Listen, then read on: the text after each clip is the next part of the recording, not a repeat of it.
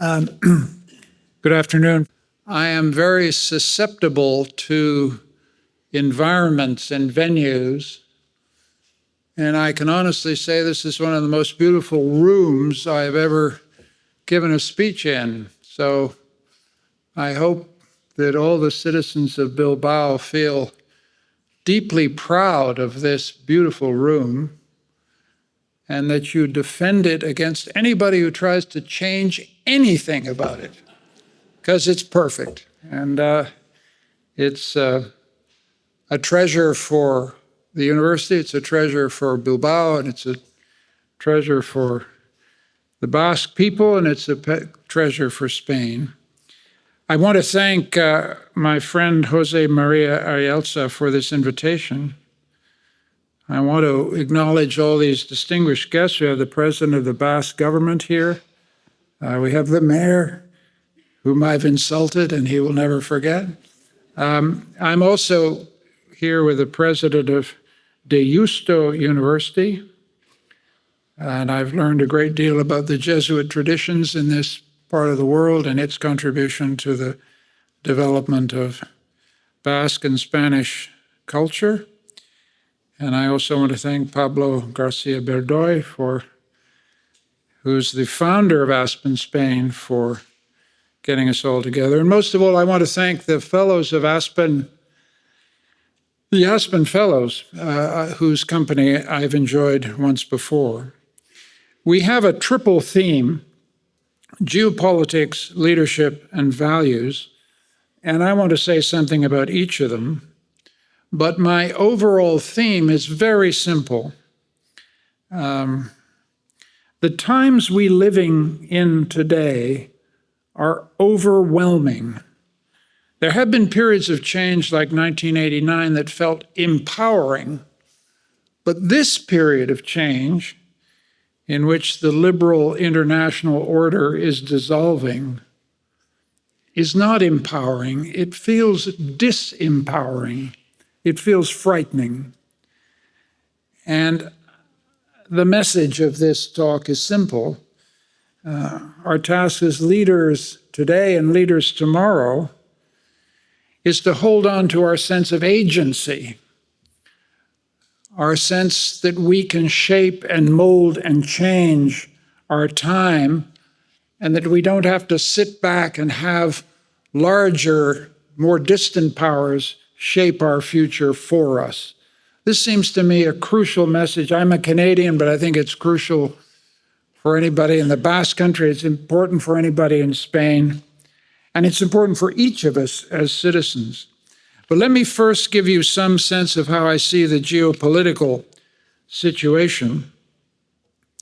As my Prime Minister, the Canadian Prime Minister Mark Carney, said recently in Davos, we're living a rupture, not a transition. Rupture in English means something has been broken. So what is it that has been broken? I think it's trust. With trust broken between the United States and its European allies, Europe faces a new existential uncertainty. It's not an uncertainty about whether the United States will abandon its military presence in Europe. It will always need its military presence in Europe. But a different question, which is whether in case Russia crosses into NATO territory, the US will fulfill its NATO commitments. And this uncertainty has forced Europe to think unthinkable thoughts for the first time. It means that France and Britain, two European countries with nuclear capabilities, are actually having discussions about whether their nuclear forces can provide the pool capability to deter a prospective Russian attack. The fact that they're having this conversation tells you we are in a new world. The rupture is also a break in cultural and historical connection. At the Munich Security Conference just last weekend, Secretary of State Marco Rubio tried to reassure the audience that America still feels it is a child of Europe. Yet a year before, as you're all aware, Vice President Vance argued the opposite, namely that only the American Republic under MAGA leadership had stayed true to Europe's founding commitment to liberty. So now Europe doesn't know whether to count on the warm reassurance offered by the Secretary of State or prepare for the cold indifference of the Vice President. And this matters because both of them are candidates to succeed the President of the United States in 2028. And the problem for Europe is that it can't afford to wait 2 years to find out. It has to start acting now. This brings to mind a wonderful story. I'm a historian of the Scottish Enlightenment, and there's a great story about Adam Smith that some of you may know. In 1777, when the Americans had just won their first victory in their War of Independence against Great Britain, the great Scottish philosopher and economist Adam Smith was asked whether the British defeat would ruin the British Empire. And Smith famously remarked, "Be assured, my young friend, there is a great deal of ruin in a nation." I take heart from Adam Smith because a historian like me hopes there's a lot of ruin in the NATO alliance. Transatlantic ties are centuries old and they cannot be ruptured by one administration, but the ruin that has already happened to the NATO alliance will require some rebuilding. America treats its allies as competitors and as adversaries for the first time in 80 years. Deal-making has replaced alliance building, and deal-making is increasingly understood as zero-sum. We win, you lose. And it's increasingly understood as transactional. You are a friend today, you could be an enemy tomorrow. This way of thinking about international politics is shocking to Europe and its allies. The US Secretary of State may have reassured Europe that the bonds remain across the Atlantic, but he waved aside the entirety of the shared legal principles on which European and American unity were based. He uses this abandonment of international law to justify the kidnapping of Venezuela's Maduro, the American claim on Greenland, and America's indifference and sidelining of the United Nations. So Europe is in the strange position of being almost the last defender of an international legal order that, while honored in the breach, did bring stability to the international system and gave small states, and let's face it, all states now except 3 are small states. Spain's a big country, but it's a small state in the international order, just as Canada is a big state, but a very small state. We're all small states now. That system, imperfect as it was, gave states some legal and rhetorical recourse against the power of the strong. And it's not just the United States that's challenging Europe. As you know, since the speech of President Putin to the Munich Security Conference in 2007, Russia has ceased to be a guarantor of the international legal order. It's become an insurgent power. It refuses to accept a sovereign Ukraine on its borders. It has reconquered Crimea, and it's engaged in a gray zone of operations designed to destabilize European democracy, including Spain. For example, it maps Europe's underseas cable networks, the networks that work all of your cell phones, for example. It maps them so that in case it needs to put pressure on Europe, it can cut the cables. It is developing satellite technologies up in the sky that enable it to attack global satellite systems and plunge all of us into the dark. And it's also not the only power doing that. We have to have a deep appreciation of our digital vulnerability in the 21st century. We have to think up there and we have to think under the water. And this is new. Yes, the Soviet Union did engage in testing of the European alliances in the 40s, 50s, and 60s, but with the Helsinki Final Act of 1975, it became a status quo power working for the stability of Europe. No more, no more. And then, of course, there's China.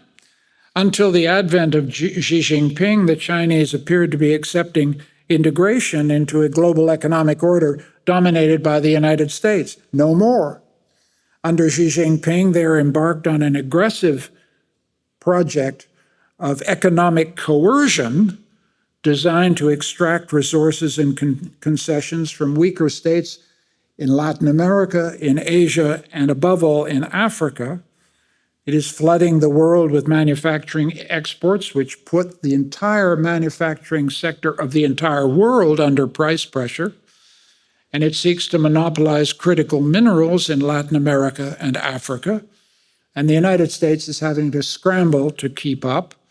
And most of all, China remains determined to use force if necessary to reconquer Taiwan. And we need to remember why that matters. It's not just a little island off China. It happens to host 25, 30 million people who'd like to stay democratic.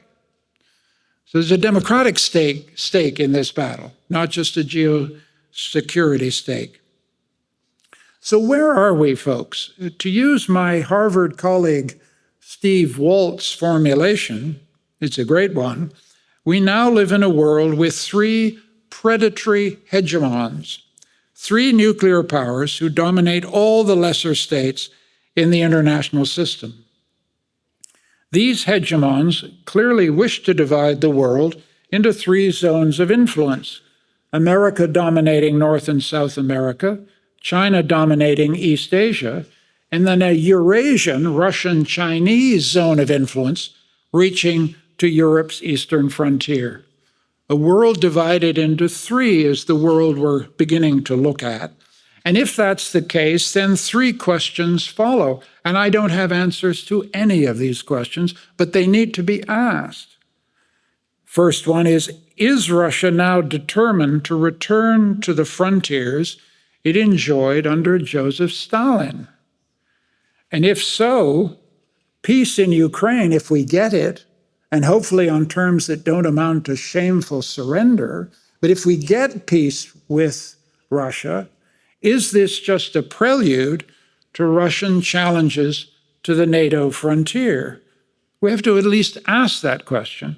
Secondly, if the Western Hemisphere comes under the control of a mercantilist and expansionist America, what form of sovereignty can your friends in Latin America, your friends in Mexico, your friends in Peru, your friends in Argentina, and I hope you have plenty of friends in Canada, what kind of sovereignty can these countries hold on to if they are forcibly integrated into an economic bloc which controls their basic ability to make choices for their citizens? The third question, in some ways the most difficult and frightening, is will the United States accept Chinese control over Taiwan, or will it challenge China's hegemony in East Asia? This, it seems to me, is the number one question in geopolitics. And the question that then follows is, if two predators confront each other in the South China Sea, will they keep that conflict from crossing the nuclear threshold? These are questions we haven't asked, and we're going to have to ask. I don't like any of them, but it seems to me that's why we have the Aspen Institute, to ask questions of this kind. It's a reasonable inference that middle powers like Spain and Canada will have to pool their resources with other partners to prosper in a world ruled by predatory hegemons. And it's also a reasonable inference, unfortunately, that spheres of influence are bound to be contested by one hegemon against another, so that they delay rather than prevent direct conflict between hegemons. Spheres of influence are sold to us as a device to keep the world safe. It's an open question, in my view, whether it does do that or essentially delay an inevitable struggle for power. So, what do we do? faced with this geopolitical future, Europeans would do well to avoid two mistakes. Now, there are mistakes in our mind, but our minds are the beginning of what we have to change here. The first would be to fall for what I would call the catastrophic fallacy, the pessimistic theory which declares that the future has already been decided and it's going to be terrible. The environmental movement, I know there'll be many supporters of green politics in this room, and I'm a supporter of green politics, but often the green movement has fallen for what I would call the catastrophic fallacy.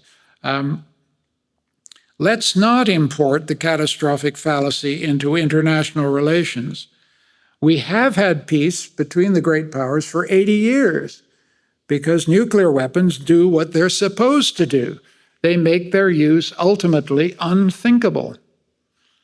But this does not mean that mistakes or miscalculations couldn't happen, and so it's vital for the great powers to strengthen regimes of deconfliction, just as it is essential that they agree on some ceilings for weapon modernization and development. So we have to count on the thought that even though hegemons are predatory, a hegemon wants to survive. And if a hegemon wants to survive, they're going to have to talk to each other at least about limiting the risks of nuclear war. And we need in Europe to do everything we can to urge them to talk, off-channel, back-channel, wherever, to avoid the dangers of nuclear accident or mistake. The second fallacy, I've talked a little about the cataclysmic one. I think we can avoid that with deconfliction. But the second fallacy might be called the Melian fallacy. And that's the fallacy that the resistance of the weaker against the stronger is futile. You'll remember that in Thucydides' History of the Peloponnesian Wars, the Melians, a small island south of Athens, failed to understand the logic of resistance against the stronger, and they were crushed and sold into slavery by the victorious Athenians. And Thucydides drew the famous conclusion, which has been repeated ever since for 2,500 years, the strong do what they will, the weak do what they must. Now, the people in this room are Europe's leaders today, and possibly some of the Aspen folks will be leaders tomorrow. And so I turn to the second aspect of what we're talking about. The first one was geopolitics. The second one is leadership. Let's look at leadership. Leadership's task is not just to manage the present, but to see opportunities that no one else sees, to see the doors of possibility that open when other ones close. I wrote a biography of a wonderful British philosopher called Isaiah Berlin, and Isaiah Berlin was fascinated by the sense of reality that Otto Bismarck possessed. Otto Bismarck's not everybody's favorite person, and his sense of reality was ruthlessly cynical and brutal, but it was also amazingly imaginative. He never resigned himself to the contours of reality as it was. He took responsibility to change those contours and realize possibilities that other people didn't even imagine. And the result, as you know, is that through a course of blood and iron, he achieved Germany's historic reunification in 1871, when almost nobody 15 years before thought it was possible. So leadership can change reality, provided leadership has a sense of reality that contains a sense of its hidden possibilities.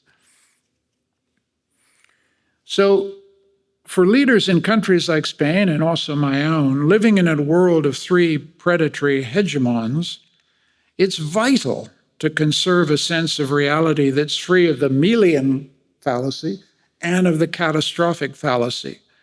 And what does that mean? It means preserving a faith in sovereign agency and capability, not just the capability and sovereign capacity of states, but the capacity of leaders, the capacity of citizens to change the realities that appear to be a kind of fate that cannot be resisted. And for Europeans in business, politics, law, and education, the challenge for all of us is to convince our students, our partners, our friends, our fellow colleagues in politics that we have not lost the capacity to be agents, people who shape and change our world. All of the obstacles, political, military, and economic, can be grouped under one heading. The challenge in each domain is to find a way to team up with partners, to team up even with our competitors, to pool capabilities in order to maximize power with a view to giving Europe the sovereign capabilities to protect the identity and the values that are common to all. Doing this is not going to be easy, because if trust across the Atlantic has been ruptured, it's been ruptured inside Europe, and that we need to fix. Suddenly, it's every nation for themselves. One example, which is sensitive, and I'm an outsider, so I got to watch what I say here, is that Spain is a member of NATO and a valuable member of NATO, but it stood apart from the commitment to increase defense expenditure. And so Spanish citizens have got to ask themselves how Spain stays in the club if it doesn't pay its dues. It's for you to decide, not for me, but it's a question that needs to be asked and answered. Another example, Hungary won't break its energy dependence on Russia, and when Orban says he's for peace in Ukraine, he means peace on Putin's terms. Another example, even more extraordinary to me, even in the face of the Russian threat and American withdrawal from Europe, the French and Germans can't agree to build a joint European fighter together. This kind of stuff just can't go on, right?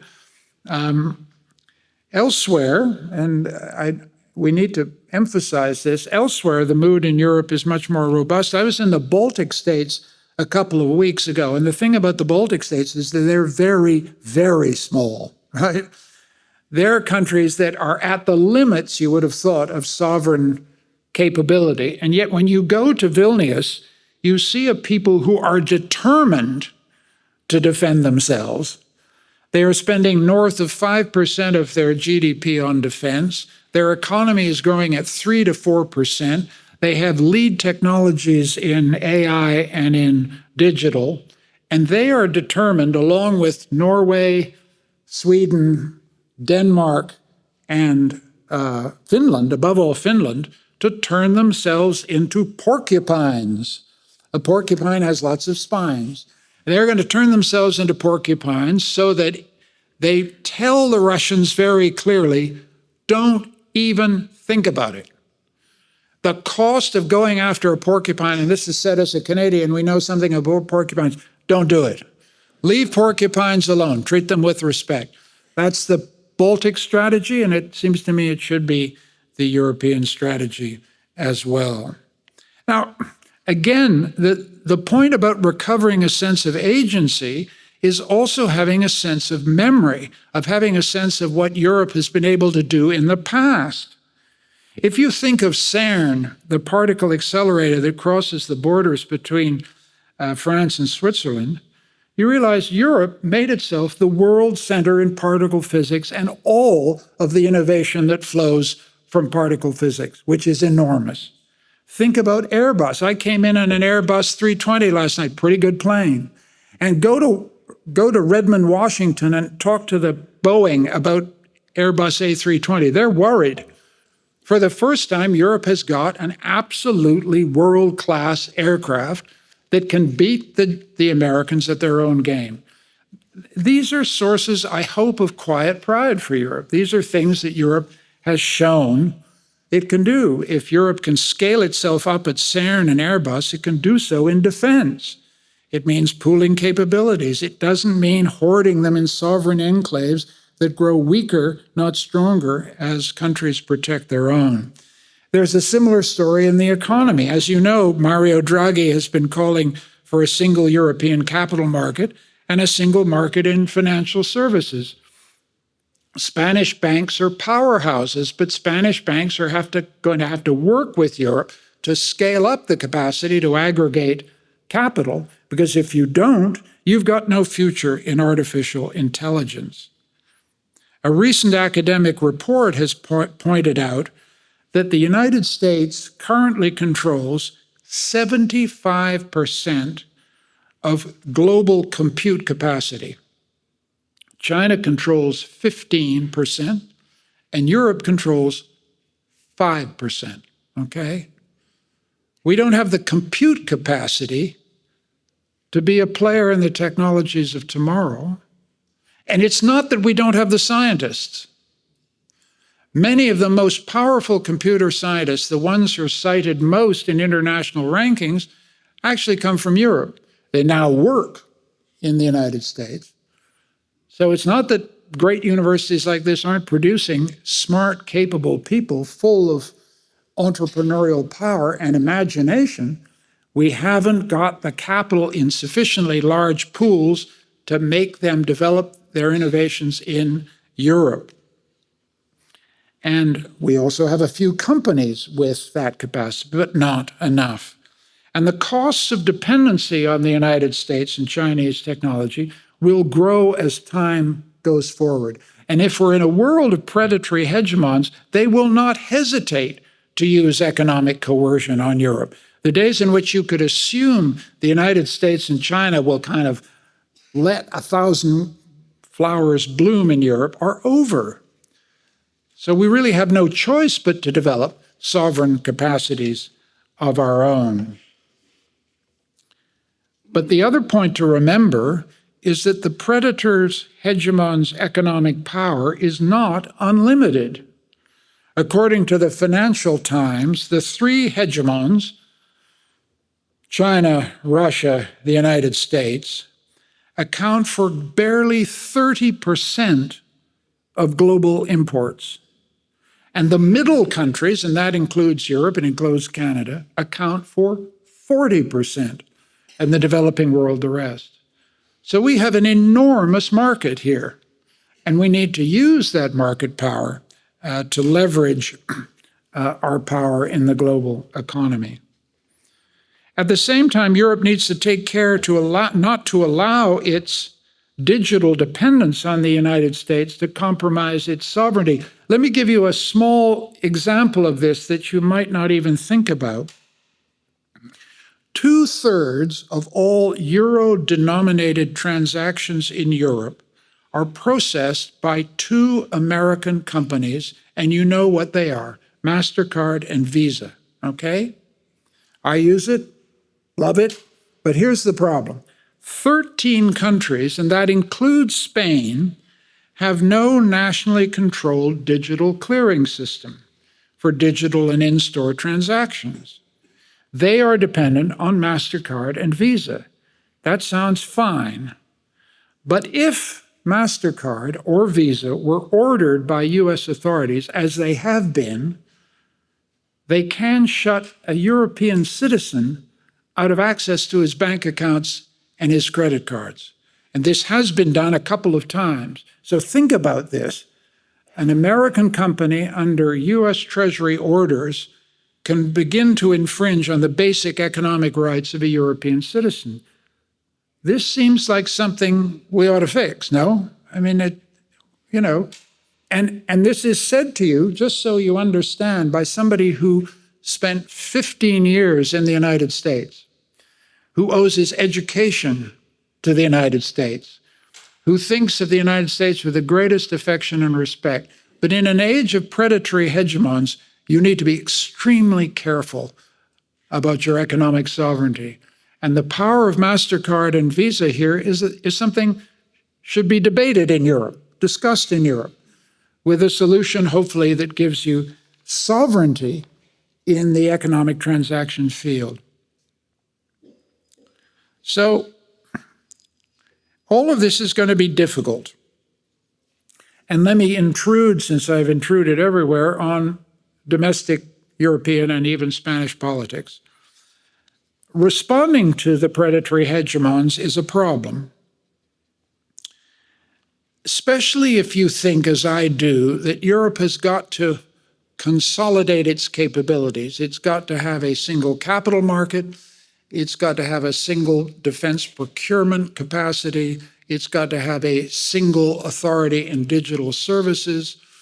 All of this looks like a transfer of power upwards to Brussels, and that immediately triggers reaction from conservative and far-right parties across Europe, including in Spain. And so the political problem here for every Spanish politician is if you start advocating more power to Brussels, it appears to threaten the authority traditions, dignity, and unity of the Spanish state. It has been a paradox, however, at the heart of the European project that only if sovereign authority is vested in common institutions can the sovereignty of each be protected and enhanced. That paradox has been the core of the European success. But defenders of Europe are going to have to change the way they communicate this paradox to their publics. If enhancing Europe's sovereign capacities is defined as a zero-sum game in which Europe gains and Spain loses, Brussels gains and Bilbao loses, Brussels gains and Madrid loses, you're on a losing streak politically, and as an ex-politician, you don't want to be there. So the trick here, I think, is not to advocate draining sovereignty from Spain upwards to Brussels and some European superstate, but something very different, to empower Europeans at the ground level of the economy and civil society to make it easier for Europeans right across their regions to do business together, to pool resources, to invest in each other's inventions, to ensure that it's easy to establish a business in Spain, that Spain has access to electrical power, that European grid systems are integrated so there are no more catastrophic failures as there were earlier in the year, that Spanish entrepreneurs have access to big pools of capital the way Americans do, that Spain can count on Frontex and other European institutions to police its frontiers and to guarantee a steady stream of legal migrants while shutting the door to illegal migration.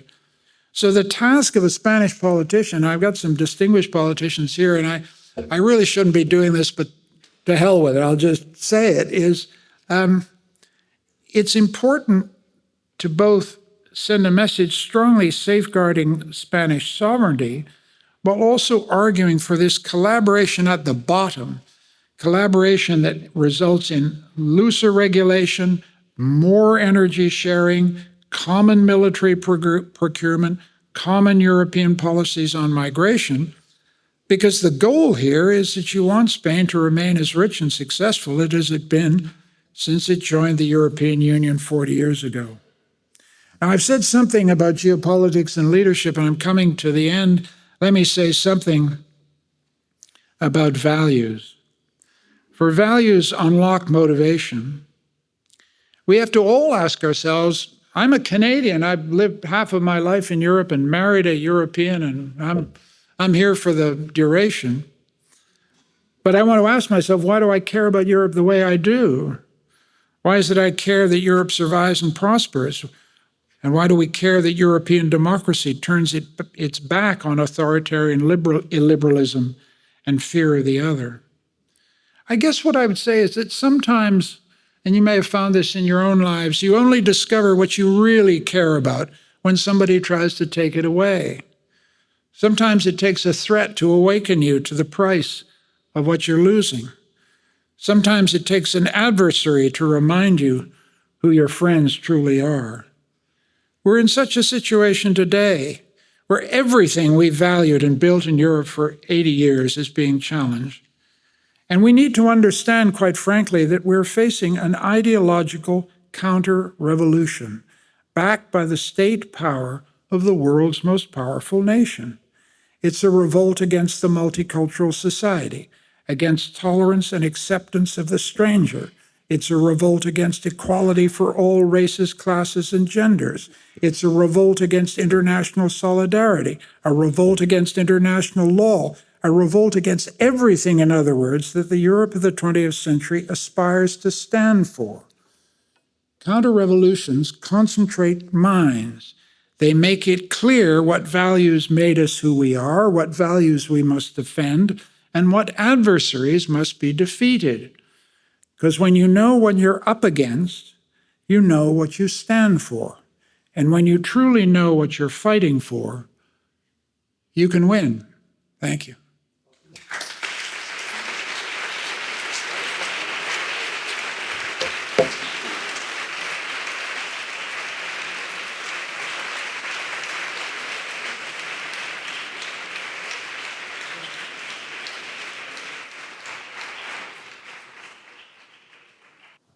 So first of all, congratulations for your fantastic speech that I think is food for thought for many days. And I hope this is also the first of many events like this in the future here in Bilbao, no? So congratulations for your speech. Ivan, can you introduce yourself? Yes, I'm Ivan Martin. I'm a member of the Board of Trustees of Aspen Institute, and I also lead in orchestra the Institute of Competitiveness from the Deusto University.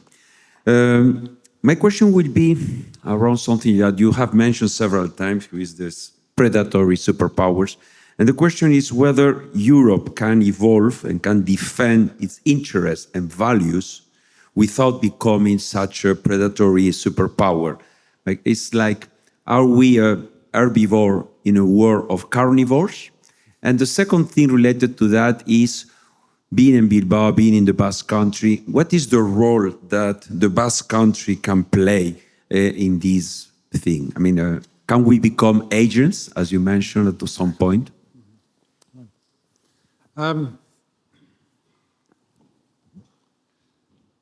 These are very good questions, which is what you say when you don't know how to answer.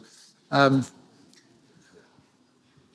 think the second question is important, and I'll answer that first.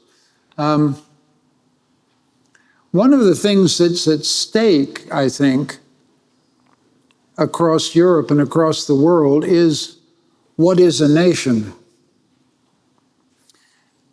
And in Canada, we have struggled with this, as you know.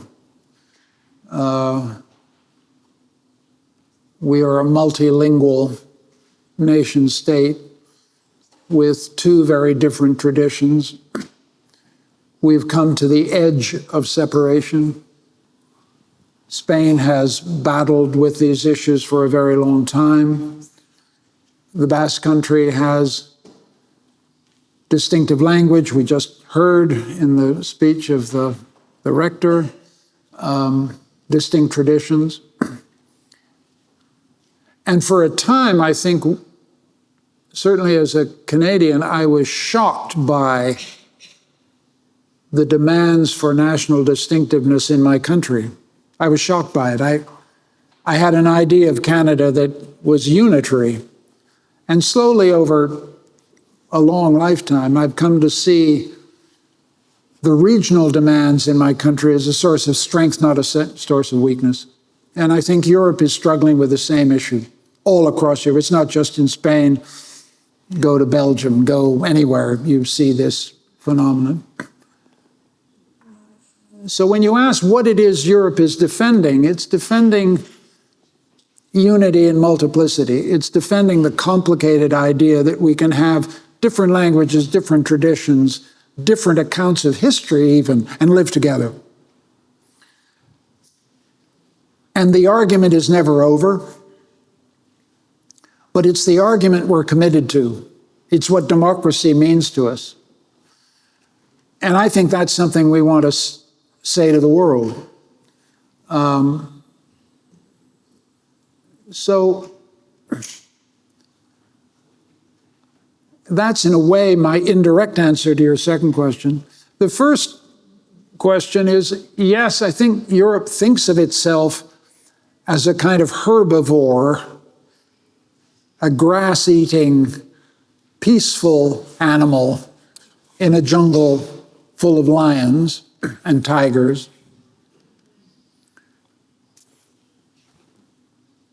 And certainly the tigers regard us as a delicious meal, right? So that's why we have to rearm, frankly. That's why we have to show military capabilities. That's why we have to turn into a porcupine. A porcupine does not threaten others, but if you attack a porcupine, look out, you know?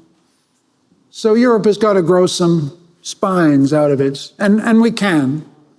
This is a very rich country, and the idea that we can't afford hospitals, schools, and tanks isn't right. Because the hospitals and schools won't be worth anything if we can't defend ourselves.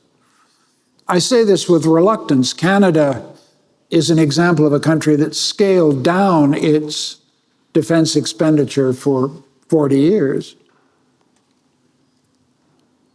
Then we've had to remember that Canada used to have an enormously big army. Who liberated Holland? It's Canadian soldiers. Who landed on D-Day? Canadian soldiers. We've forgotten our own military tradition.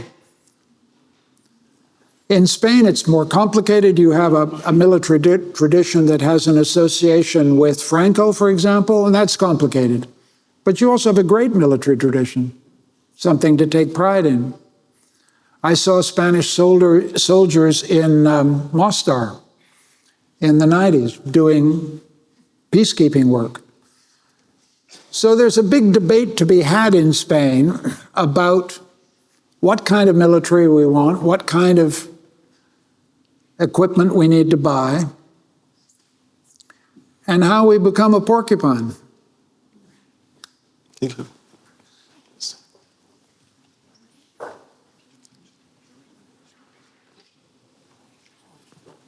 More questions or?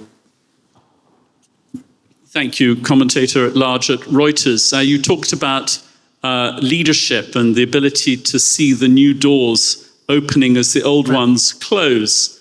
As you look around the world today, can you give us 2 or even 3 people who you think have that capacity? Well, Hugo, I will infuriate you by answering it in a way that you don't want me to answer. But one of the things to remember about leadership is that it can display itself from extremely unpromising beginnings. The best example and most famous example is Harry Truman. Nobody would have thought that Harry Truman, a kind of ward-heeling, ordinary politician from Missouri, chosen by Franklin Roosevelt simply because he helped the ticket in certain ways, would turn out to be the leader who essentially built, under his watch, the entire national security apparatus of the United States after 1945, was president at the founding of the UN and NATO, and was in every respect, other than leadership, a very ordinary human being. But when the light shone on him, when Franklin Roosevelt was assassinated, he burst into tears and said, "I don't know that I can do it." And yet he did it. That's the thing about leadership that we need to remember, because our ideas of leadership are corrupted by too much association with grandeur and vision and a lifelong preparation and a capacity to make speeches. Harry Truman wasn't a great speech maker. What Harry Truman was is that he was the kind of man who could decide, do I authorize a landing on Japan or do I drop this bomb? You don't get a more terrifying decision in the 20th century than that one. And a very ordinary man made that decision. You can argue about whether it was right or wrong. I'm not trying to persuade you it was right. I'm just saying, would you be able to make a decision like that? I certainly wouldn't. So I could name you a few people who I think have that capacity. The problem I see everywhere is that their political base at home is collapsing. You could look at a person like Emmanuel Macron and think this is a person with a certain geostrategic vision. It's just, he polls at 10% in French public opinion. So the challenge that leaders have is not just vision, but being able to persuade the people to follow them. And nobody's following Starmer, nobody's following Macron. The person I obviously personally admire, because I know him, is Mark Carney, our Prime Minister. But let's also understand that Canada has limited power in the global arena. He has the capacity to hopefully change and frame debates for the world, but his capacity to change global outcomes is limited. He's understood that and wants to work with Spain, work with every country he can find to produce a kind of team of middle powers. But there are plenty of people in middle powers who I would cite as being very strong, very stabby. I've given you one, Mark Carney. The other one is Stubb, the president of Finland. Mm-hmm. He's a smart guy, a very smart guy, a very tough guy. And he's rearmed Finland, joined NATO, and sits there with 1,300 kilometers of shared frontier with Russia, and he's not frightened at all. So I hope that's some kind of an answer to an excellent question. Thank you. Yeah. Do you want to ask a question? Please, in the back. Thank you. Hi, Fernando Soto from Cuchabank. Thank you, Michael, for the keynote. Can you speak up? Thanks, Michael, for the keynote. Very enlightening. So my question is regarding some part of your speech when you said that at some point to defend our democracies and defend our values, we need to resign to certain aspects that also are part of our values. And especially in the sense that as a solution, you mentioned we need to consolidate things, in some sort of ways. And my concern is whether this solution could create, let's say, we need to trade off certain values to defend democracy, but at the same time, we need to resign to other values, let's say, concentrate markets, and create big industrial complex, big financial institutions in order to fund this stuff. Oh. And I want to know more about your thoughts in this aspect, because you are, in some sort of way, making a pecking order on values. And you probably know Europe is founded in a free trade agreement that tries to promote the single market in a level playing field, let's say. So what the consequence of, trying to consolidate things at what scale could be, let's say, a big price to pay or a big trade-off, no?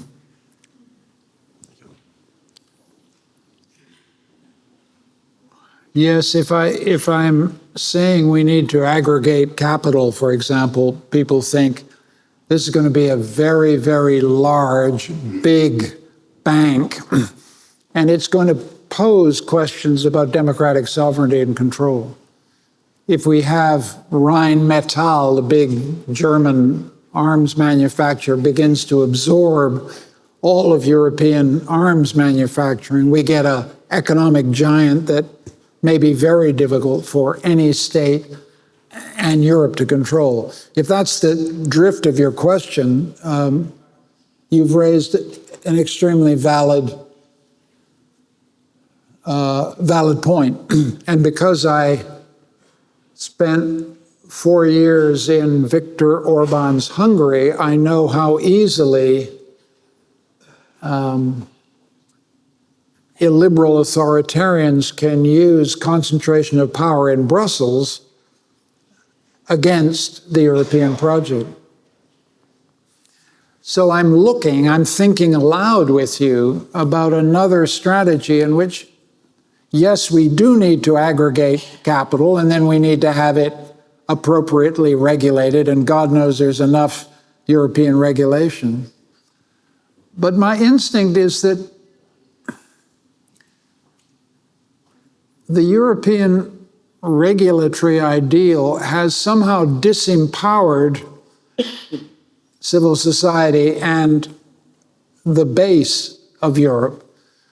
And so what you need to do is do everything you can not to transfer sovereign power up, but somehow empower the base so that business combinations, business transactions, setting up business, pooling capital is just easier than it is now.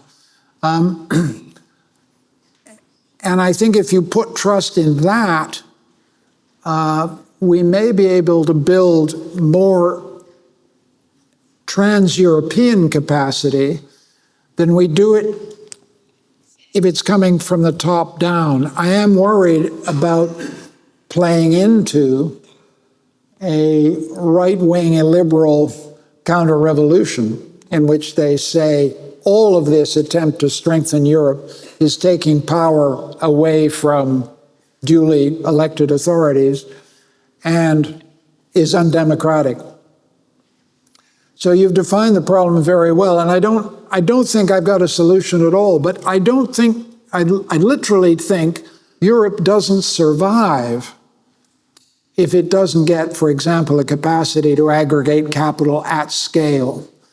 You look at what competitivity in AI requires, and it just seems to me a necessity. And then you have to have banking regulators who watch these capital aggregations and make sure they don't engage in misconduct.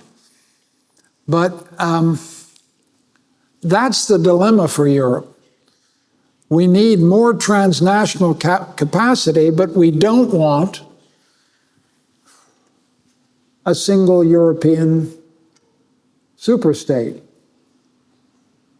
And we got to figure out how we empower Europeans to compete with China and Russia without dismantling our democracy. So you put the question very well, and I think I've only reframed the question rather than giving you an answer. Michael, thank you so much. We've run out of time, but this has been a privilege. We're going to take a short break. Thank you. Bye.